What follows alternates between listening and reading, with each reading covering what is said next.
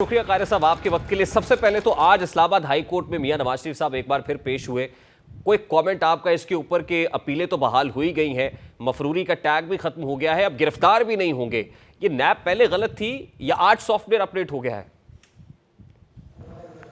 देखिए, मियां साहब की एब्सेंस पे उनकी अपीलें मुस्तरद हुई थी और जहां तक मैंने सुना है कि अदालत ने जब उनकी अपीलें मुस्तरद की थी तो क्योंकि क्रिमिनल अपीलें एब्सेंशिया में मुस्तरद नहीं होती, लिहाजा उस वक्त अदालत ने ये लिखा था कि मियां साहब वापस आए तो आके दरख्वास्त दे के अपनी अपीलें बहाल कर सकते हैं, जहां तक मुझे इल्म है। और अगर ये ऐसा ही है तो फिर तो उनको कोई खास फेवर नहीं हुई, फिर तो ये अदालत का एक हुक्म भी था। रही बात इदारों की, नैब की, तो हाँ, नैब का रवैया जो है वो पाकिस्तानी कौम के लिए हैरानकुन है। हमारे ये अदालतों का भी, हमारे बाकी इदारों का भी ऐसे ही होता है कि हुकूमतें साथ हो तो कुछ और होता है, हुकूमतें मुखालिफ हो तो रवैये और होते हैं। यही प्रोसिक्यूशन जो है इन्हीं केसेस को बड़े जोर से परसू कर रही होती है, भले इनमें कोई जान ना हो, और यही प्रोसिक्यूशन बड़े तगड़े केसेस हो तो कह रही होती है हमें कोई इतराज नहीं है। तो ये पूछना जरूर चाहिए प्रोसिक्यूशन से, इस रवैये से अल्टीमेटली पाकिस्तान के अवाम का अपने इदारों के ऊपर क्या एतबार ठहरेगा? वो सियासी हो, वो इंतजामी हो, वो अदालती हो, जो भी इदारे हैं उनके ऊपर क्या एतबार ठहरेगा? तो कारी साहब फिर उर्फे आम में कह सकते हैं कि नैब का सॉफ्टवेयर अपडेट हो गया है, और अगर हो गया है जैसे कि आप कह रहे हैं कि हुकूमतें बदलती है तो हो जाता है, अभी तो प्रैक्टिकली मियां साहब की हुकूमत नहीं आई, केयर टेकर सेटअप है, नैब महसूस कर रहा है कि मियां साहब की हुकूमत आ रही है या वो चौथी बार प्राइम मिनिस्टर बनने जा रहे हैं?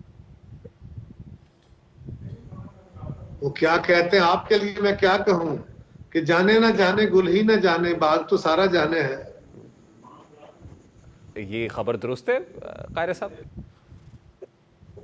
ऐसा ही होने जा रहा है? मैंने कहा ना, जाने ना जाने गुल ही ना जाने, बाग तो सारा जाने है। तो ये सब आनन फानन तो नहीं हुआ सर, ये तो बड़ा स्लोली एंड ग्रेजुअली फिर बिल्डअप हुआ।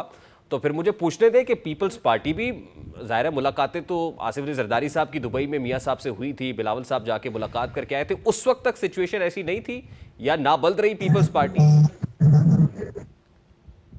देखिए, बात बल्दी या नाबल्दी की नहीं है, बात यह है कि जो आपने सवाल किया मैंने तो उसकी बात की। पीपल्स पार्टी के साथ जो कुछ है या पीपल्स पार्टी के जो तहफ़्फ़ुज़ात है वो हमने अपने तहफ़्फ़ुज़ात बयान कर दिए। अब हम कह रहे हैं कि आप इलेक्शन की डेट दें, जो भी है। मियां साहब तशरीफ ले आए हैं तो अब इलेक्शन की डेट दीजिए, आगे बढ़िए। इलेक्शन की डेट देने से जो गैर यकीनी की कैफियत है ये खत्म होगी। आज भी मुल्क के अंदर ये बहस है कि इलेक्शन होगा कि नहीं होगा। मैं दिन में जहां भी जाता हूँ को कम से कम 20 दफा ये सवाल लोग करते हैं कि जी इलेक्शन हो जाएगा जी, वक्त पे होगा, कब होगा? तो ये गैर यकीनी आपके सवाल भी होते हैं, रोज मीडिया भी सवाल आज तक ये कर रहा है कि जी क्या होगा। हमें इलेक्शन कमीशन से ये बात आपकी तो जाहिर है, इलेक्शन कमीशन ऑफ पाकिस्तान ने तारीख देनी है। मियां साहब वापस आए, उन्होंने मीनार पाकिस्तान में तकरीर की, उस पूरी की पूरी तकरीर में कहीं इंतखाबात का कोई जिक्र नहीं था। अब दोबारा जब वो पेशियों के लिए आते हैं, सवालात तो होते हैं, लेकिन उन्होंने लगता है कि चुप का रोज़ा रखा हुआ है, वो लबकुशाई नहीं कर रहे हैं। नून लीग से पूछो, वो कहते हैं जी हमने तारीख तो नहीं देनी, ये तो इलेक्शन कमीशन ऑफ पाकिस्तान ने देनी है। तो इलेक्शन कमीशन ऑफ पाकिस्तान फिर किस मसलहत का शिकार है, क्यों तारीख नहीं दी जा रही? आपका एनालिसिस क्या है कारी साहब?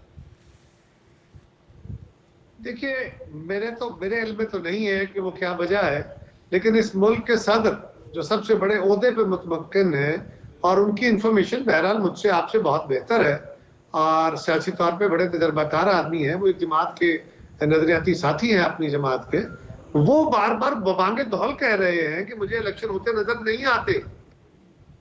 तो आम लोगों का, आपका, मेरा तजिया क्या रह गया? सो हम क्या कह रहे हैं?